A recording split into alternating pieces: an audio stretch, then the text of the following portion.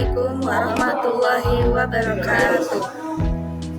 Salam sejahtera untuk kita semua.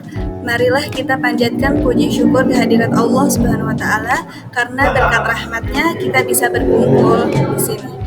Yang pertama-tama dan yang kami hormati Ibu Revani Noviasi Boro, SPD MM, selaku dosen pengampu pada mata kuliah Statistika Deskriptif dan Pengolahan Data. Pada kesempatan kali ini, kami dari kelompok 8 akan membahas proyek UTS Statistika Deskriptif dan Pengolahan Data. Sebelum presentasi dimulai, izinkan kami memperkenalkan diri terlebih dahulu. Perkenalkan, saya Zahra Putri Fairuz dengan NIM 63220343. Perkenalkan, nama saya Ayuni dengan NIM 63220085. Sebelum memulai pembahasan, kami akan menjelaskan terlebih dahulu mengenai tabel distribusi frekuensi. Tabel distribusi frekuensi adalah suatu daftar atau tabel yang membagi data dalam beberapa kelas. Tujuan dari tabel distribusi yaitu untuk mengatur data mentah atau yang belum dikelompokkan ke dalam bentuk yang rapi tanpa mengurangi inti informasi yang ada. Pada tabel distribusi frekuensi, di dalamnya terdapat variabel, frekuensi, dan jumlah frekuensi. Untuk soal nomor 1 berikut, disajikan data hasil ujian tengah semester statistika dari 100 orang mahasiswa. Pertanyaannya, buatlah tabel distribusi frekuensi dari data di atas sebagai berikut. Yang pertama ada langkah-langkah sebelum membuat tabel distribusi frekuensi. Yang kedua ada membuat tabel distribusi frekuensi dan grafik histogram. Yang ketiga, distribusi frekuensi kumulatif dan grafik histogram. Yang keempat, distribusi kumulatif kurang dari dan lebih dari dengan grafik line. Yang terakhir, membuat distribusi frekuensi relatif dan grafik histogram.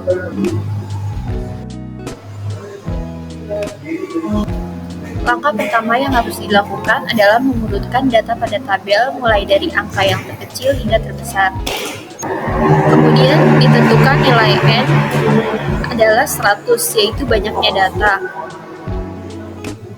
Lalu J sama dengan 90 dikurang 30 sama dengan 60. J disebut juga dengan jangkauan atau range, yaitu selisih antara nilai yang terbesar dengan nilai yang terkecil dengan rumus X maksimal dikurang X minimal, yaitu 90 dikurang 30 didapat 60. Langkah selanjutnya adalah menentukan banyaknya kelas dengan menggunakan rumus range.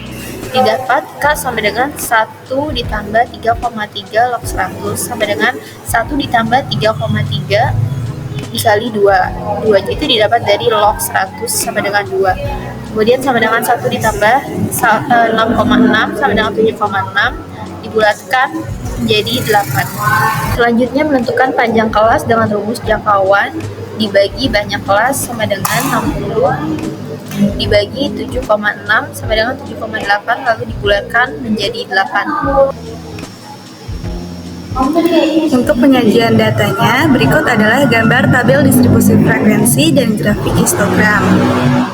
Nilainya dicantumkan dari nilai terkecil yaitu 30 sampai dengan 37 yang didapat dari panjang kelas yaitu 8. Frekuensi sama dengan 1 didapat dari data hasil ujian tengah semester statistika dari 100 mahasiswa.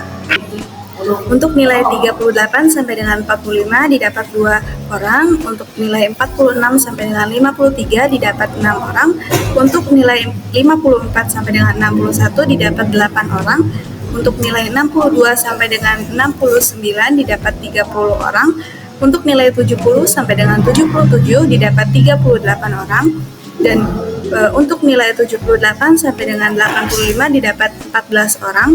Untuk nilai 86 sampai dengan 93 didapat 1 orang. Sehingga di total frekuensi yang didapat yaitu 100. Data berikutnya adalah gambar tabel distribusi frekuensi kumulatif dan grafik histogramnya.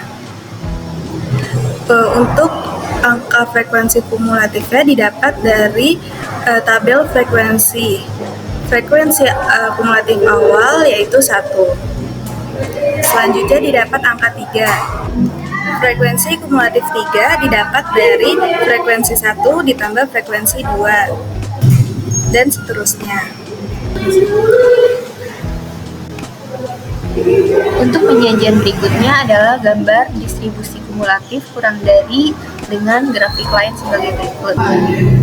Frekuensi kumulatif kurang dari dimulai dari angka 0, kemudian dilanjut dengan 1, kemudian dilanjut dengan 3, didapat dari angka 1 dan ditambah 2, kemudian 3 didapat dari angka frekuensi 1 ditambah 2, selanjutnya 9 didapat dari frekuensi 1 ditambah 2 ditambah 6, 17 didapat dari frekuensi 1 ditambah 2 ditambah 6 ditambah 8, dan seterusnya. Selanjutnya ada distributif kumulatif lebih dari dengan grafik lain sebagai berikut. Yang pertama ada frekuensi kumulatif lebih dari, ada angka 100 didapat dari jumlah frekuensi, kemudian ada 99 didapat dari 100 dikurang 1, ada 97 didapat dari 100 dikurang 1 dikurang 2, ada 91 didapat dari 100 dikurang 1 dikurang 2 dikurang 6, dan seterusnya. Untuk slide berikutnya ada distribusi frekuensi relatif dan grafik histogramnya sebagai berikut. Frekuensi relatif 1% didapat dari 1 dibagi 100, yaitu jumlah frekuensi dikali dengan 100%. Frekuensi relatif 2% didapat dari 2 dibagi 100 dikali 100%, dan seterusnya. Untuk soal nomor 2, perhatikan tabel frekuensi di bawah ini. Terdapat nilai 4, 5, 6, 7, 8, dan frekuensi 6, 10, 4, 12, dan 8. Diminta untuk menentukan rata hitung atau MEA, lalu nilai tengah median, modus, kuartil 1, 2, dan 3, jangkauan antar kuartil, dan simpangan kuartil. Untuk rumus MEA dan perhitungannya adalah sebagai berikut.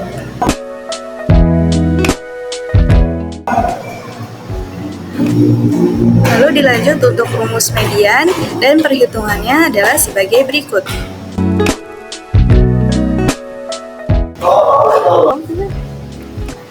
Dan untuk mencari modus, yaitu nilai yang sering muncul, modus sama dengan 5 dengan jumlah frekuensi 10. Dilanjut untuk kuartil 1, Q1 sama dengan 1 dikali 30 ditambah 1 dibagi 4 sama dengan 7,75.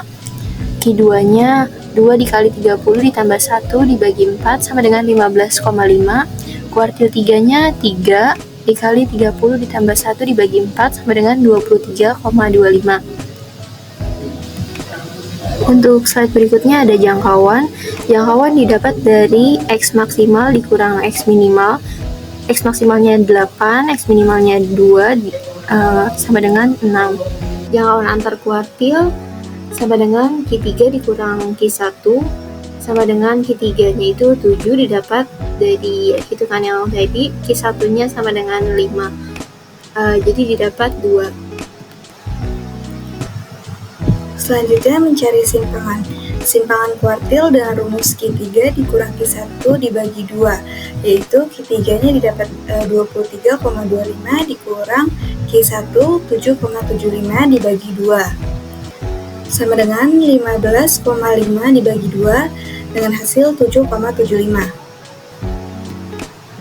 Untuk soal selanjutnya yaitu menentukan keruncingan kurva dari data 2, 3, 6, 8, 11 dengan X sama dengan 6 dan S sama dengan 3,67.